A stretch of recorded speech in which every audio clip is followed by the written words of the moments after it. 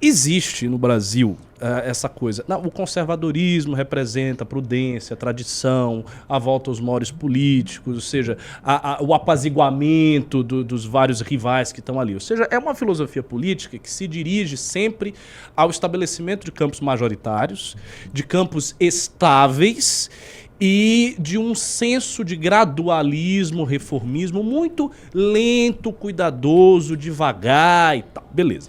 Isso é o conservadorismo na teoria política e filosófica. Entretanto, o que a gente vê, e novamente eu chamo a atenção para o fenômeno da nova direita no mundo. Nós vemos candidatos que se colocam na disputa eleitoral e que ascendem ao poder, que são conservadores, estão nesse espectro da direita, mas eles de maneira nenhuma representam nada prudente, gradual, reformista. É bem o contrário. A gente tem um Bolsonaro rompendo com uma série de tradições da política brasileira. Por exemplo, vamos lembrar, o Bolsonaro coloca o Ernesto Araújo, que é um sujeito inspirado por ideias olavistas, ali como ministro das Relações Exteriores, e o Araújo, ele tenta puxar o Itamaraty, que é das instituições mais tradicionais do Brasil, uma instituição que tem uma tradição enorme de diplomacia brasileira, que está estabelecida em muitas décadas. O Ernesto Araújo ele faz o contrário.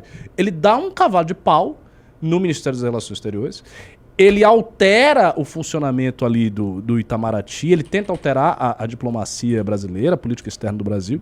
Não dá muito certo, mas ele tenta fazer isso. E na ação dele não há nada gradualista.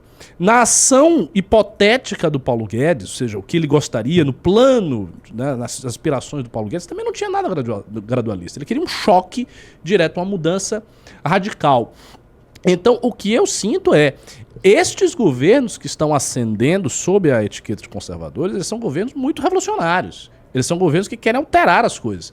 Agora, por exemplo, o Milei, ele deu essa declaração dizendo, não, nós temos que ter um choque, ou seja, é um choque econômico, não é uma transição gradualista. A situação é muito desesperadora, é o que ele diz, e com razão, a situação da Argentina realmente é trágica em termos econômicos, e agora é necessário fazer um choque. E a ideia de choque, ela se anuncia em várias áreas. Então, reduzir drasticamente a quantidade de ministérios, porque são muitos, dar um choque econômico, dar, sei lá, um choque em segurança pública e mudar tudo, por exemplo, pegar um problema da corrupção, como era o caso do Brasil, e demolir a corrupção brasileira através da Lava Jato. Ou seja, são todos processos, Jota, muito intensos, muito agudos, muito rápidos e que se iniciam rapidamente e que prometem entregar algo muito rápido. Ou seja, é característico desses processos uma temporalidade, um sentido de tempo que é revolucionário, que não é conservador. Sim. Então, assim, qual conservadorismo que a gente está vivendo? É que na verdade a gente tá vivendo conservadorismo. Exato, nós não estamos vivendo o conservadorismo, né? Eu acho que tu colocaste muito bem, por exemplo, quando a gente olha quando eu penso em conservadorismo, a primeira coisa que vem, depois do ceticismo, que obviamente é contrário a salvadores da pátria, que é a imagem que o Bolsonaro trouxe para si. Então, um conservador que se preze do ponto de vista de filosofia política, jamais iria se tratar como alguém imbrochável, incomível, salvador da pátria, um mito. Então, um messias, né? Já começa por aí. Então, esse é um dos principais motivos pelo qual o Bolsonaro, do ponto de vista filosófico, não pode ser considerado um conservador.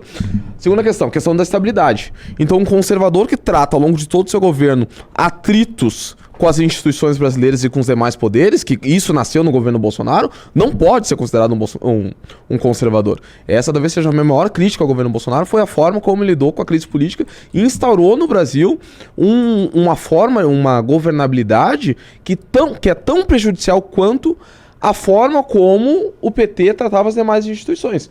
Então a gente via tudo antigamente sendo tratado com conchavos e esquemas, e quando o Bolsonaro tenta se colocar nessa figura de outsider, nessa figura de alguém contrário ao sistema político, ele vai para um choque direto. O que a gente viu que na prática isso não se solidificou nas ações principais dele. Quando ele coloca o Ciro Nogueira para dentro do governo, é justamente uma forma dele dizer, olha, eu desisto de ser aquele cara outsider. Né, ele começa a jogar o jogo do centrão, começa a aplicar diversas concessões, é quando ele começa a se relacionar de uma forma mais próxima com o Arthur Lira, é quando ele migra de partido, né? Então o Bolsonaro ele acaba desistindo de ser aquele cara antissistema para acabar sendo aquele cara de tentar resistir ao processo político, né? Cabe ressaltar também todas as críticas que ele fazia, próprio Rodrigo Maia, né, de dizer que não deixava governar, e daí com o Arthur Lira ele começa a ter outras formas de tentar uma governabilidade, de certa forma tentar salvar o seu próprio governo, de conservador no Bolsonaro, fora a pauta moral, realmente não existe, mas do ponto de vista internacional, a gente vê muito pouco figuras, de certa forma, conservadoras. Eu, particularmente, acho que é mais próximo disso é a Angela Merkel. Eu ia chegar nela. Eu acho que é a Angela Merkel. A última grande figura conservadora talvez tenha sido justamente a Angela Merkel. Porque eu vejo o seguinte, existe um paradoxo, uma aporia, na noção de que esses novos movimentos, como a gente, bolsonarismo e vários movimentos que estão pipocando por aí, e que carregam uma energia de subversão do sistema. Ou seja, o sistema está todo errado, o status quo é uma bosta, tá todo mundo corrupto, todo mundo é ladrão, o sistema é ruim, a esquerda está em tudo que é lugar, aparelhou a zorra toda e tal. Essa é a crítica corrente que vários movimentos, grupos e candidatos de direita, mundo afora, hoje fazem. Essa crítica, estruturalmente falando, é uma crítica revolucionária, no sentido de que ela indica problemas muito arraigados e profundos, que precisam ser resolvidos de maneira o mais rápido possível, porque urge o tempo, ou seja, é necessário tomar medidas drásticas para resolver questões drásticas. E mais, e você tem um movimento de forças que não estão dentro do sistema e que pretendem abrir o sistema e modificá-lo de forma radical. Então, mesmo que a gente pegue... o Bolsonaro era deputado do baixo clero. Beleza, mas ele estava muito afastado do centro decisório de poder no parlamento. Então, de certa maneira, ele era um outsider. O Javier Milei é um outsider. O Trump, ele não é um outsider, ele é um bilionário norte-americano, o caso clássico de carreira privada bem-sucedida, apresentador de TV e tal, mas dentro do Partido Republicano, ele é um outsider. As figuras mais institucionais do Partido Republicano era lá o Jeb Bush. O Jeb Bush era o maior de todos, porque o Jeb Bush é irmão de dois presidentes da República norte-americana. E ele foi simplesmente destruído nas primárias pelo Trump. Então, veja, o apelo que a população está em todo o mundo é um apelo, vamos abolir este sistema, vamos abolir o que está aí. O que me parece é o seguinte, você tem esse apelo, que é o movimento real, e que coloca as pessoas com a intenção de derrubar esse sistema. Mas você tem uma espécie quase como se fosse um fetichismo conservador que não apreende as condições reais do processo histórico. E aí eu vou trazer essa observação para o Brasil. Nós temos, de um lado, o Bolsonaro que encapsulou isso. O Olavo de Carvalho, que foi o grande cara que mostrou o conservadorismo, um monte de gente, que, no entanto, tinha uma política revolucionária, porque ele queria derrubar o sistema a todo custo e rápido. Você tem esses caras que eles carregam essa energia, que é uma energia montada por outsiders, que vem de uma população que não se vê representada pelo sistema político. E, ao mesmo tempo, por cima disso, você tem como que um verniz de conservadorismo que faz referência a autores que, na minha opinião, não são realmente relevantes para entender o funcionamento concreto, o funcionamento real dessas forças políticas. Como, por exemplo, Edmund Burke, Russell Kirk, T.S. Eliot, esses caras todos. Veja, esses caras, quando eles escreviam, quando eles falavam, e aí eu pego o primeiro deles, o Burke. O Burke escreveu as reflexões sobre a Revolução na França e os escritos dele sobre a questão da Índia e dos Estados Unidos. Ele escreveu tudo isso, discursou, numa época em que ele era empregado de uma família aristocrática inglesa. Ele trabalhava para a família de Rockingham, ele foi deputado, ele foi parlamentar, ele era um homem do sistema político. Ele era um homem do sistema que criou uma filosofia política para a aristocracia britânica, que era o grande esteio, o grande extrato que mandava, né? O grande extrato que mantinha a ordem e o poder na Inglaterra. Então, evidentemente, o Burke, ele era um conservador escrevendo para conservadores dentro do sistema político e, de fato, segurando, digamos assim, mutações mais revolucionárias nesse sentido. Então, assim, havia um encaixe entre ele e o que ele representava em termos de classe. a quem ele falava, a audiência a qual o seu discurso se dirigia, que era uma aristocracia que tinha o poder. Que tinha o poder. Essa aristocracia inglesa que tinha o poder, se a gente faz uma regra de 3 no Brasil, não é o bolsonarismo, nem são as pessoas que se reuniam milhões em 2015 e 2016. Ao contrário, essas pessoas não têm o poder. Elas se sentiam justamente desprovidas do poder.